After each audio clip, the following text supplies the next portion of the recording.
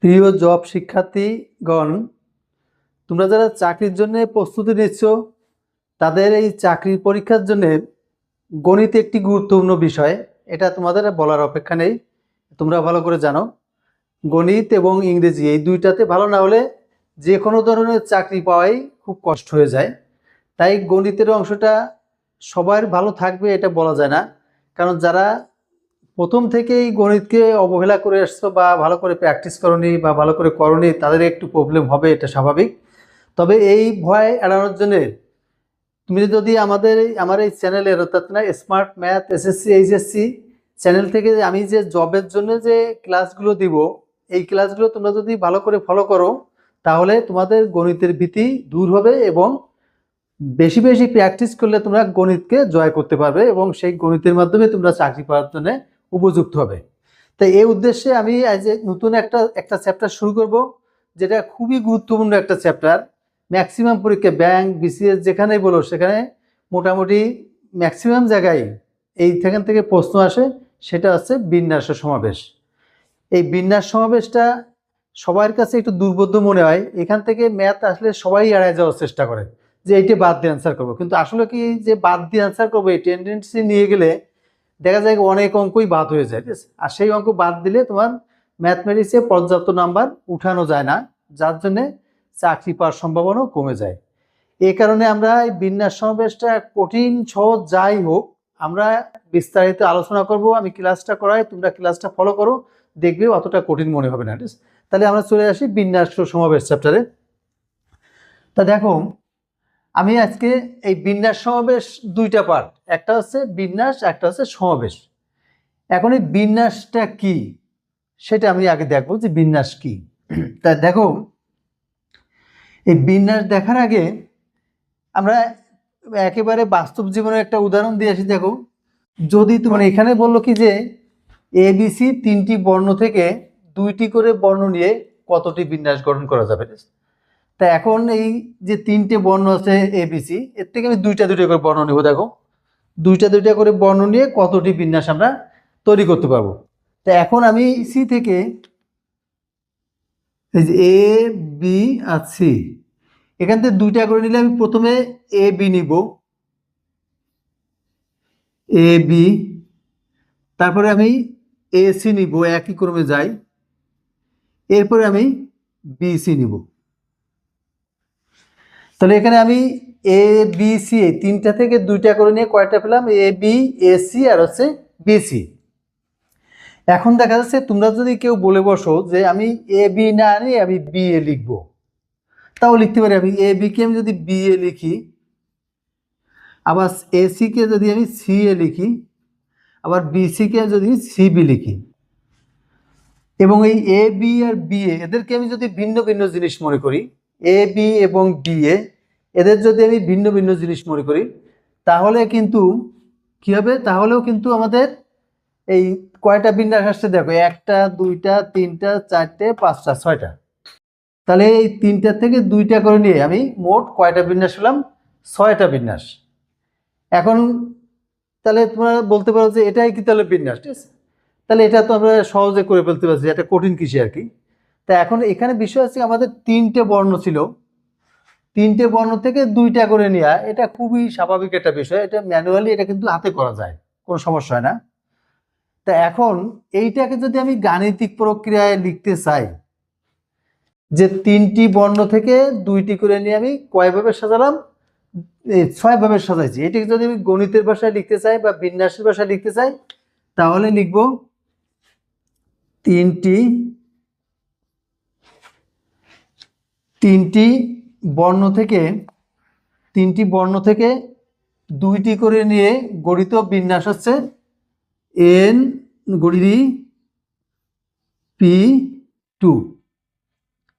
তিনটি বর্ণ থেকে দুইটি করে নিয়ে গঠিত বিন্যাস হচ্ছে 3p2, মানে যে কটা টোটাল আছে সেটা পির উপরে, আর যে কটা করে নিচ্ছি সেটা পির নিচে ডানে। ঠিক আছে, এই 3p2। তাহলে এখন 3p2 কে আমরা ভাঙাবো এভাবে, দেখো, ফ্যাক্টোরিয়াল 3/3 - 2 ফ্যাক্টোরিয়াল। এখন এখানে আছে আরেকটা প্রবলেম, দেখো আমি এই যে 3p2 লিখলাম ফ্যাক্টোরিয়াল 3 ডিভাইডেড বাই 3 মাইনাস 2 এর ফ্যাক্টোরিয়াল। এখন তোমরা অনেকেই ফ্যাক্টোরিয়ালটাই বোঝো না, এমনও আছো যে ফ্যাক্টোরিয়াল কি সেইটাই জানো না, সেইটাই বুঝতেছো না। এই প্রবলেমটা কিন্তু অনেকেরই আছে। তা আমি তোমাদের দেখাচ্ছি, রাখো ফ্যাক্টোরিয়ালটা কি আসলে।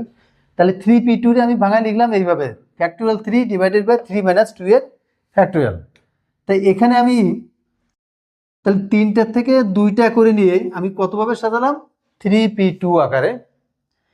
তেমনি n সংখ্যক জিনিস থেকে দেখো যে বিন্যাস গঠন করা যায় তার পরিমাণ হচ্ছে npr। এখানে একটা শর্ত আছে, দেখো এখানে n is greater and equal r। তার মানে বিষয় হচ্ছে কি, এখানে n হচ্ছে মোট জিনিস ছিল, সেখান থেকে তুমি r সংখ্যক জিনিস নিলে, তাহলে মোট জিনিস যদি n হয় আর তুমি যদি r সংখ্যক জিনিস নাও, তাহলে এই r এর মান সর্বোচ্চ কত হতে পারে, r এর মান সর্বোচ্চ n এর সমান হতে পারে, কিন্তু n থেকে তো বড় হবে না। যেমন 5টা জিনিস থাকলে সেখান থেকে তুমি 6টা জিনিস নিতে পারবে না, ঠিক আছে? 5টার থেকে সর্বোচ্চ 5টা নিতে পারো, অথবা তার কম নিতে পারো, ঠিক আছে? কিন্তু 5টার থেকে ঋণাত্মক সংখ্যক নেওয়া যাবে না, অর্থাৎ কিনা 5টার থেকে আমি মাইনাস একটা নিলাম, এমন করা যাবে না। 5টার থেকে তুমি 5টা নিতে পারো, অথবা একটাও নিব না আমি, তাও হতে পারে, মানে 0টা নিব। তাহলে এখানে কি আছে যে এই r এর মান n এর সমান হতে পারে, অথবা n এর মান r এর থেকে বড় হতে পারে, ঠিক আছে? এইটা হচ্ছে বিন্যাসের সূত্র। দেখো এখন তাহলে এখানে অতএব npr, এটা সূত্র হচ্ছে npr সমান factorial n divided by n minus r factorial, ঠিক আছে? এটা হচ্ছে তোমার বিন্যাসের সূত্র, ঠিক আছে? এই ফ্যাক্টোরিয়ালের বাংলা হচ্ছে গৌণিক। ফ্যাক্টোরিয়াল এর বাংলা গৌণিক, একে এই চিহ্ন বা এইভাবে প্রকাশ করা, ঠিক আছে? তাহলে ফ্যাক্টোরিয়ালের বাংলা হলো গৌণিক, একে এই বিস্ময়সূচক চিহ্নের মতো দেখতে, অথবা এই কোণের চিহ্নের মতো দেখে, এই দুইভাবে প্রকাশ করা যায়। তা এখন আমরা এই npr অর্থাৎ কিনা বিন্যাসের ক্ষেত্রে এই যে n সংখ্যক জিনিস থেকে r সংখ্যক জিনিস নিয়ে যতগুলো বিন্যাস গঠন করা যায় তাকে আমি লিখতে পারি npr আকারে, এবং npr সমান আমি লিখতে পারি factorial n divided by n minus r এর ফ্যাক্টোরিয়াল। এইটা হচ্ছে তোমার বিন্যাসের সূত্র। এবার দেখো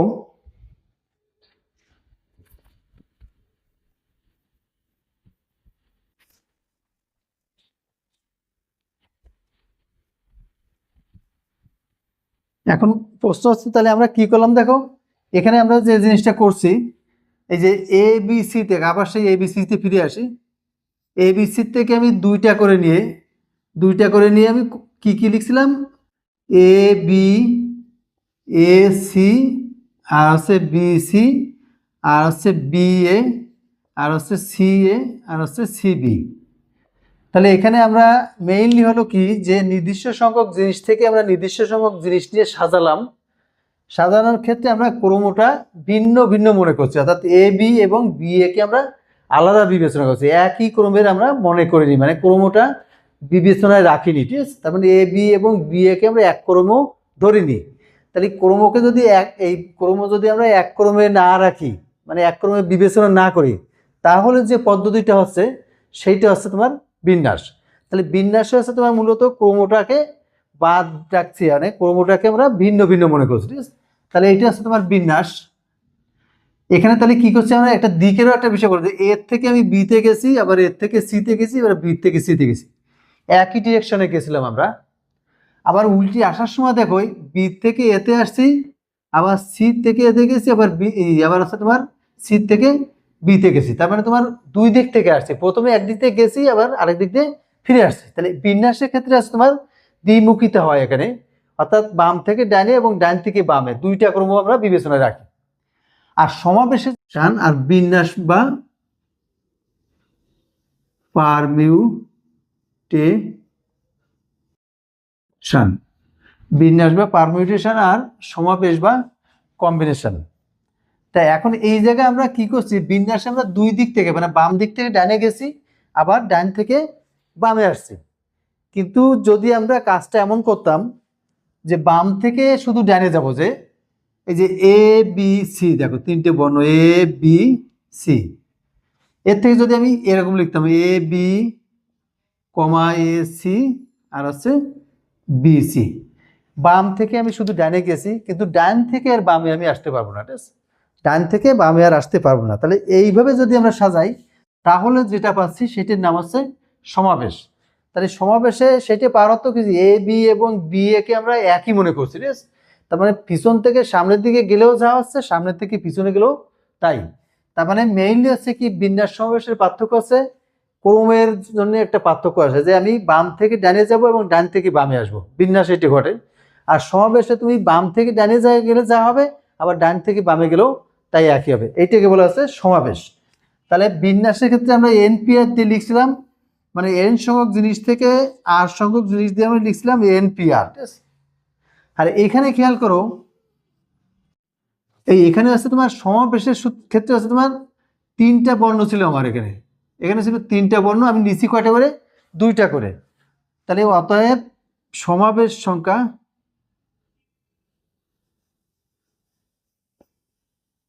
সমাবেশ সংখ্যা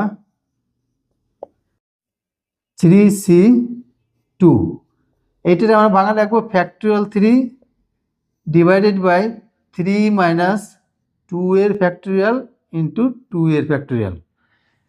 তার মানে এটা কত আসে, ফ্যাক্টরিয়াল 3 মানে 3 2 ইন্টু 1 ডিভাইডেড বাই 3 থেকে 2 হলে দেখো 1 ফ্যাক্টরিয়াল ইন্টু 2 ফ্যাক্টরিয়াল। তাহলে 3 দুগুণে 6 বাই 2 সমান সমান 3।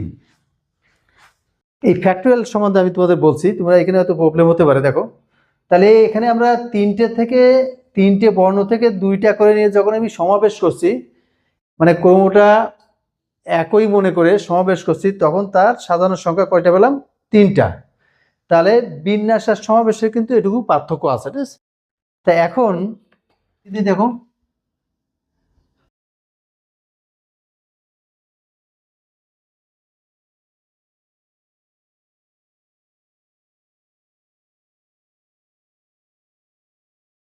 পারমিউটেশন, এটা সূত্র হচ্ছে এন সংখ্যক জিনিস থেকে আর সংখ্যক জিনিস নিয়ে গঠিত বিন্যাস আছে তোমার factorial n divided by n minus r factorial, এইটুকু শুধু। এটি একটা সূত্র গেল। এরপরে দ্বিতীয় সূত্র হচ্ছে, এই বিন্যাসটা আসলে কোথায় কোথায় ঘটে দেখো, তোমরা একটু অনুমান করো।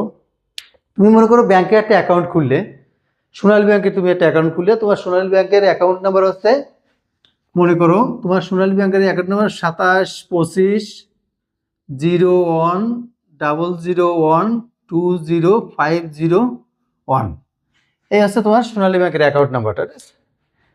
এখন এই অ্যাকাউন্ট নাম্বার থেকে তুমি টাকা তুলতে গেছো, টাকা তুলতে গিয়ে ভুল ক্রমে লিখে ফেলছো 27250100120051, ঠিক আছে? দেখো, যে কয়টা অঙ্ক এখানে ছিল সব কয়টা অঙ্ক কিন্তু এখানেও আছে, ঠিক আছে? শুধুমাত্র শেষের এই জায়গাটা উল্টে গেছে, এই 0টা এখানে চলে আসছে, 5টা এখানে চলে গেছে। এখন তুমি যদি বলো যে আমার সামান্য একটা ঘরের জন্য আমার কি টাকাগুলো তোলা যাবে না, এটা আসলে সঠিক না। কারণ হচ্ছে কি, এই নাম্বার আর এই নাম্বার সম্পূর্ণ আলাদা হয়ে গেছে, ভিন্ন হয়ে গেছে। তাহলে এখানে দেখো, এই যে এই সোনালী ব্যাংক বলে কথা না, যে কোনো ব্যাংকের অ্যাকাউন্ট নাম্বার খোলার ক্ষেত্রে এই জায়গা উল্টে পাল্টে গেলে কিন্তু নাম্বার বা অ্যাকাউন্ট নাম্বার বা অন্য কোনো নাম্বার বা আইডেন্টি এটা ভিন্ন হয়ে যাচ্ছে, ঠিক আছে? তাহলে বিন্যাসে মনে করো যে বিন্যাসে আমরা এ বি এবং বি এ কে ভিন্ন ভিন্ন ধরছিলাম, তাহলে আমরা বলতে পারি যে ব্যাংক অ্যাকাউন্ট নাম্বার এটা একটা ভিন্ন নাম্বার, ঠিক আছে? এবার মনে করো তোমার মোবাইল নাম্বার, মনে করো 01761693255, এই তার 2 আর 2 4 আর 2 6 আর 2 8 আর 3 11, এই হচ্ছে তোমার একটা মোবাইল নাম্বার। তা এখন এই মোবাইল নাম্বারে তো তোমার এই 11টা ডিজিট আছে, ঠিক আছে? এখন তুমি এটা ভুল ক্রমে 01716693255, দেখো সবই কিন্তু একই আছে, শুধু এই জায়গাটা চেঞ্জ হয়ে গেছে। এখন তুমি যদি এই নাম্বার ডায়াল করে এই নাম্বারকে চাও, তাহলে কি যাবে? কল যাবে না। বা এই নাম্বারে ডায়াল করে এই নাম্বারকে চাইলে কল যাবে না। অর্থাৎ কিনা বোঝা যাচ্ছে কি যে এইখানেও কিন্তু তোমার ডিজিট জায়গা চেঞ্জ করলেই কিন্তু ভিন্ন হয়ে যাচ্ছে। তার মানে জায়গা চেঞ্জ করলে ভিন্ন হয় কোথায়? বিন্যাসের ক্ষেত্রে। তাহলে আমরা বলতে পারি মোবাইল নাম্বার, তারপর ব্যাংক অ্যাকাউন্ট নাম্বার, বিকাশ নাম্বার, টেলিফোন নাম্বার, এই জাতীয় যে সমস্ত নাম্বারগুলো আছে, পাসপোর্ট নাম্বার, তারপরে তোমার এই ভোটার আইডি কার্ড নাম্বার, এই সমস্ত নাম্বারগুলোর ক্ষেত্রে আমাদের বিন্যাসটা কাজে লাগে। ঠিক আছে, বিন্যাসটা মূলত সরাসরি কাজে লাগে, বিন্যাসের প্রয়োগ এগুলো। ঠিক আছে, তাই এখন দেখো আর সমাবেশের ক্ষেত্রে একটু তোমাদের দেখাই। দেখো সমাবেশটা, দেখো সমাবেশে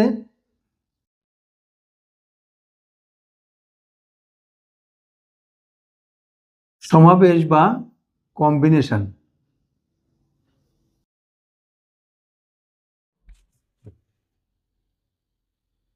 সমাবেশ বা কম্বিনেশন। তাই সমাবেশ বা কম্বিনেশনটার ক্ষেত্রে, সমাবেশ বা কম্বিনেশনের ক্ষেত্রে আমরা কি দেখলাম একটু আগে, যে এ বি সি, এদের ক্ষেত্রে তিনটা করে নিয়ে আমরা কয়টা বিন্যাস পেয়েছিলাম? 3p2, মানে তিনটে পেয়েছিলাম। ঠিক আছে, তাহলে এখানে আমরা সূত্র ইউজ করছিলাম। দেখো NCR সমান লিখছিলাম factorial n divided by n minus r factorial into r factorial. ঠিক আছে, তাহলে এইটা হচ্ছে আমাদের সমাবেশের সূত্র, NCR সমান এত। এবার চলে আসো আমাদের একটা উদাহরণ, বাস্তব উদাহরণ দেই। মনে করো বাংলাদেশ, ইন্ডিয়া আর পাকিস্তান, এদের খেলা হবে, ক্রিকেট খেলা হোক বা যে খেলা হোক, এদের খেলা হবে। এখন খেলা করতে গেলে দুটো করে দল খেলা করবে, তাই তো? তা সেই দুটো করে দল খেলা করার সময় দেখো পড়তে পারে কার কার? বাংলাদেশের সাথে ইন্ডিয়ার পড়তে পারে, বাংলাদেশের সাথে পাকিস্তানে পড়তে পারে, ইন্ডিয়ার সাথে পাকিস্তানে পড়তে পারে। ঠিক আছে, এখন এইটা হলো। এখন তুমি যদি বলো যে আমি বাংলাদেশের সাথে ইন্ডিয়া না বলে আমি বলবো ইন্ডিয়ার সাথে বাংলাদেশ, আবার পাকিস্তানের সাথে বাংলাদেশ, আবার পাকিস্তানের সাথে ইন্ডিয়া। ঠিক আছে, তাহলে তো আমাদের এখানে তিনটে ছয়টা আছে। কিন্তু বিষয়টা বাস্তবতাটা হচ্ছে কি, যে বিআই বাংলাদেশ আর ইন্ডিয়া বাংলাদেশ একই কথা। ঠিক আছে, এই দুটো কিন্তু একই কথা, একই জিনিস। বিন্যাসের ক্ষেত্রে আমাদের ওই নাম্বারের ক্ষেত্রে কিন্তু একই ছিল না, যেমন 23 আর 32 একই না। এখানে হচ্ছে তোমার দুটো দলের, মানে দুটো সংগঠনের ভিতরে খেলা হচ্ছে, বাংলাদেশ আর ইন্ডিয়ার ভিতরে, আবার ইন্ডিয়া বাংলাদেশ ভিতরে। তাহলে এই জাতীয় যে ক্ষেত্রগুলো আছে, মানে দল গঠন করা, টিম গঠন করা, টিম বিচ্ছিন্ন করা, এই জাতীয় ক্ষেত্রগুলোকে আমরা সমাবেশ ব্যবহার করবো। ঠিক আছে, তা এখন এই যে বিন্যাস আর সমাবেশের প্রয়োগগুলো আমরা জানলাম। এখন হচ্ছে কি, আমি ফ্যাক্টোরিয়ালটা সম্বন্ধে তোমাদের একটু বলে নিই, কারণ ফ্যাক্টোরিয়ালটা তোমরা অনেকে জানো না। ঠিক আছে, তারপরে বিন্যাস সমাবেশের আবার সূত্রে আলোচনায় আসছি। দেখো ফ্যাক্টোরিয়াল বা গৌণিক, ঠিক আছে, বা ফ্যাক্টোরিয়াল বা গৌণিক। এখন এই ফ্যাক্টোরিয়াল বা গৌণিক বলতে আমরা কি বুঝতেছি? দেখো, বা গৌণিক, ফ্যাক্টোরিয়াল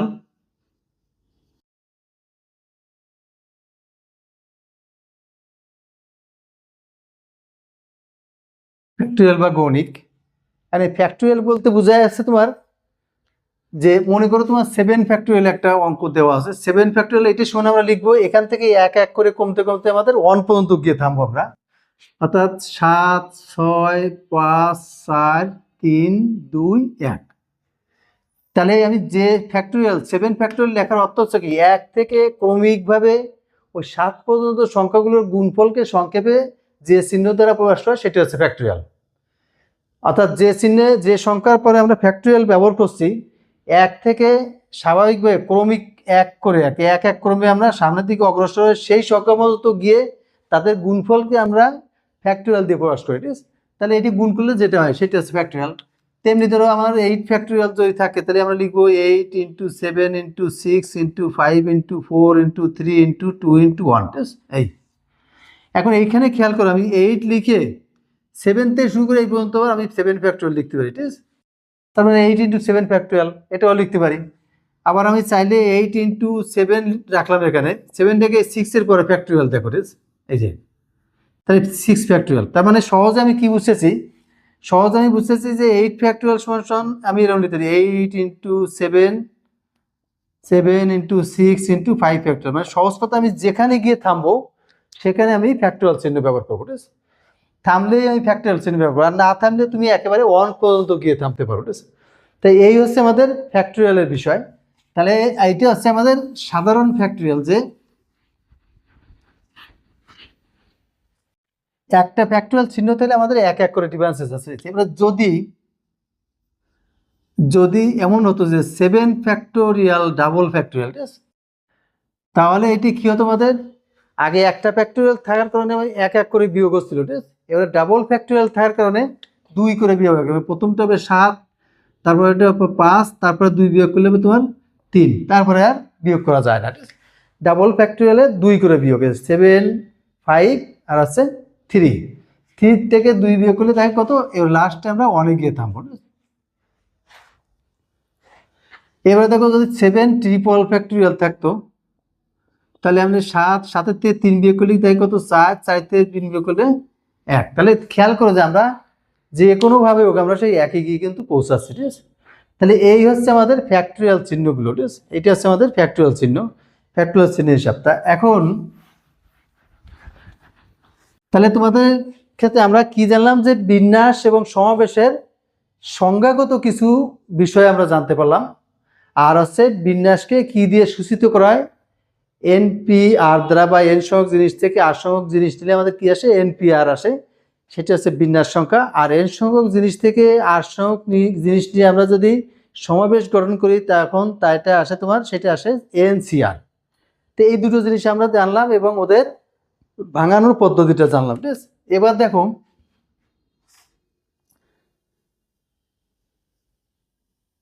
এনপিআর এবং এনসিআর এর সম্পর্ক। এনপিআর এবং এনসিআর এর সম্পর্ক, এই সম্পর্কটা আমাদের এমসিকিউতে লাগবে এবং এতে অঙ্ক আসে, বা রিটেনের ভিতরেও লাগতে পারে। তা দেখো আমরা জানি যাচ্ছি কত, এনপিআর সমান কি জানলাম, factorial n divided by n minus r factorial. এটি দিয়ে রাখো 1 নাম্বার। এবং এনসিআর সমান সমান আমরা লিখতে পারি, এনসিআর সমান লিখি আমরা factorial n divided by n minus r factorial into r factorial, ঠিক আছে? এটা হচ্ছে 2 নাম্বার। এবার হচ্ছে আমরা করি কি, এই 1 নং সমীকরণকে 2 নং সমীকরণ দিয়ে ভাগ করি, অর্থাৎ 1/2। তাহলে এনপিআর ডিভাইডেড বাই এনসিআর সমান, দেখো factorial n divided by n minus r factorial, এই বাঘের যা গুণ দিলে উল্টে যাবে, n minus r factorial into r factorial divided by n factorial, ঠিক আছে? কাটাকাটি করে এইটা এইটা বাদ হয়ে যায়, এন এন বাদ হয়ে থাকে, হচ্ছে ফ্যাক্টোরিয়াল আর।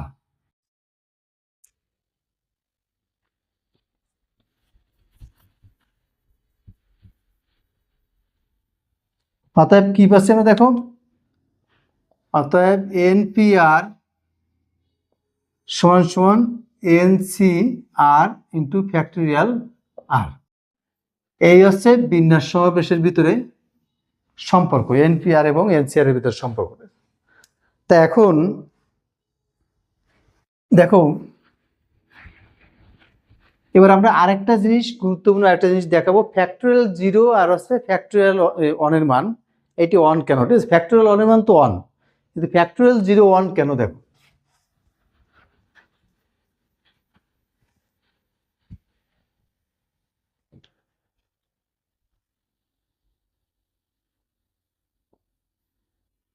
দেখো দেখাও যে ফ্যাক্টোরিয়াল 0 ইজ ইকুয়াল টু 1। তোমাদের যেহেতু এই চাকরি পরীক্ষা এমসিকিউর ক্ষেত্রে প্রমাণ করা লাগবে না যে ফ্যাক্টোরিয়াল 1 কিভাবে আসে, তবে অনেক ক্ষেত্রে রিটেন পরীক্ষা যেখানে আছে সেখানে তোমার দেখাতে বলতে পারে, দেখা যাচ্ছে ফ্যাক্টরিয়াল 0 = 1। এই যে বিন্যাস সমাবেশের যে ক্লাসটা, এটা এইচএসসি যারা পড়ছো তাদের ক্ষেত্রেও খুবই গুরুত্বপূর্ণ চ্যাপ্টার এটা। এখান থেকে বোর্ড পরীক্ষায় বলো বা অ্যাডমিশন টেস্টে বলো, বুয়েট, কুয়েট, ভার্সিটি যেখানে মানে ম্যাথ পরীক্ষা হয় সব জায়গায় এখান থেকে কোশ্চেন আসে। আর এর সাথে এইটা ভালো করে না করলে প্রবাবিলিটি বা সম্ভাবনাটা করতে সমস্যা হবে। তাই এই ক্লাসটা তোমরা যারা এইচএসসি পড়ো তারাও খুব ভালো করে খেয়াল করে দেখবা, আর যারা জবের জন্য চেষ্টা করছো তারা তো মাস্ট দেখবাই। তা এখন দেখো আমি দেখাবো ফ্যাক্টরিয়াল 0 = 1। এখন এইটা জানি ফ্যাক্টরিয়াল n, একটু আগে আমি ফ্যাক্টরিয়াল বানানোতে গেলাম, এটির সঙ্গে কি লিখতে পারি, n-1 ফ্যাক্টরিয়াল। এই যে বলছিলাম কি আমি যে যেখানে গিয়ে থামবো সেখানে ফ্যাক্টরিয়াল দেবো, ঠিক আছে? আমি বুড়ো মানুষের মতো বসলেই লাঠি বুকে দিয়ে বসবো। তাহলে এখান থেকে আমি কি লিখতে পারি দেখো, n-1 factorial is equal to factorial n/n, factorial n/n। এখানে দেখো যদি n = 1 হয় তবে 1 - 1 তাহলে কত আসবে, 0 ফ্যাক্টরিয়াল = 1 ফ্যাক্টরিয়াল বাই 1, অর্থাৎ 0 ফ্যাক্টরিয়াল = 1 প্রমাণিত। ফ্যাক্টরিয়াল মানে 1, 1/1 মানে 1। তাহলে এই হচ্ছে আমাদের বিন্যাস সমাবেশের কিছু প্রাইমারি সূত্র। তা এখন এই ভিডিওটা অনেক বড় হয়ে যাবে, আমি এই জন্য এই ক্লাসে আর বেশি কিছু করবো না। তোমরা এই সূত্রগুলো জাস্ট এই সূত্রগুলো একটা ক্লাসে ভালো করে দেখো, এর পরবর্তী ক্লাসে আমি বিন্যাস সমাবেশে আর 2-1টা সূত্র দেখানোর পরে আমি মূল অঙ্কে চলে যাব। আর তোমরা হচ্ছে কি আমার এই ক্লাসটা দেখবা, নিয়মিত ক্লাসটা দেখবা, আর দেখে ভিডিওটা যদি তোমাদের ভালো লাগে, যদি উপকার হচ্ছে বলে মনে করো, তাহলে লাইক কমেন্ট শেয়ার দিও। শেয়ার দিলে তুমি অন্য অন্য বন্ধুবান্ধবের কাছে গেলে আরও বেশি লোকে দেখতে পেলে আমিও ভিডিওটা আরও বেশি করে করব। আর তোমরা সাবস্ক্রাইব করে দিও যাতে তোমরা ভিডিওটা নতুন ভিডিও বা নতুন কোনো ক্লাস দিলেই আমি তোমার কাছে আগে সবার আগে চলে যাই। ধন্যবাদ।